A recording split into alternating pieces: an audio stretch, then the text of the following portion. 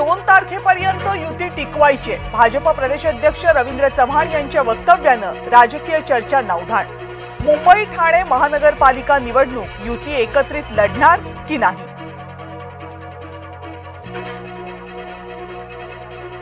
ठाकरे बंधूंमध्ये शिवतीर्थवर जवळपास 1.5 तास चर्चा। महानगरपालिका निवडणुकीतील जागा वाटपासंदर्भात भेट झाल्याची चर्चा।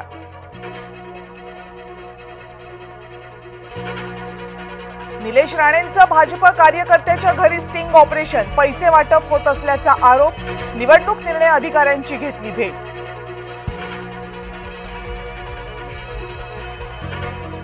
ते माझ्या बांधकाम व्यवसायातील पैसे, केनवडेकरांचं स्पष्टीकरण। निलेश राणेंनी माझ्या घरात अनधिकृतपणे प्रवेश केला। विजय केनवडेकरांचा निलेश राणेंवर गंभीर आरोप।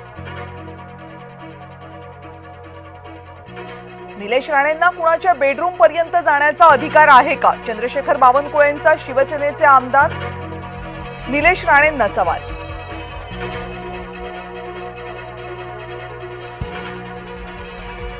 निलेश राणेंनी नितेश राणेंना जाब विचारावा। राणे बंधूंकडून एकमेकांची बदनामी। नारायण राणेंसमोर नवं आव्हान।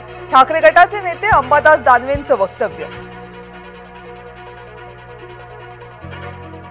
राष्ट्रवादीच्या उमेदवारांना पैसे वाटले, शिवसेनेचा आरोप। बदलापूरमध्ये शिवसेना आणि राष्ट्रवादीचे कार्यकर्ते आमने सामने। राष्ट्रवादीच्या कार्यकर्त्यांना पैशासह रंगेहात पकडल्याचा दावा।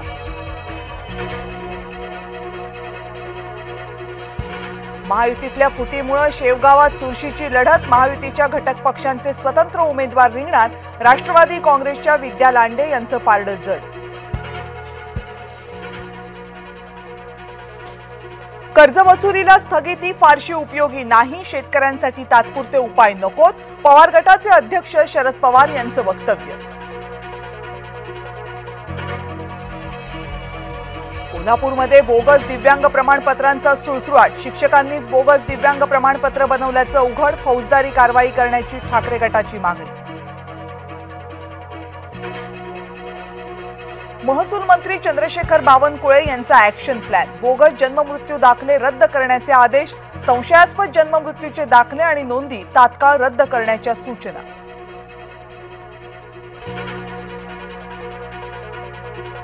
तेजस्विनी घोसाळकर एकनाथ शिंदेंच्या संपर्कात असल्याच्या चर्चा। घोसाळकर शिवसेनेकडून निवडणूक लढण्याची शक्यता। सूत्रांची जय महाराष्ट्रला माहिती। महायुतीसाठी भुजबळ कुटुंब रंगलं प्रचारात। येवला नगर परिषदेवर राष्ट्रवादीचा झेंडा फडकवणार, विशाखा भुजबळ यांचा विश्वास। मुंबईतील वायू प्रदूषण समस्येबाबत मिलिंद देवरांचं आयुक्तांना पत्र। हवेची गुणवत्ता सुधारेपर्यंत बांधकामांवर तात्पुरत्या स्थगितीची मागणी। सर्व खोदकामं थांबवण्याचीही पत्रामधून विनंती। जळगावमध्ये ग्रामस्थांकडून चौघांना चोप। नकली नोटांची तस्करी आणि चोरीचा संशय। मध्य प्रदेशमधील 4 जण पोलिसांच्या ताब्यात, 1 जण फरार।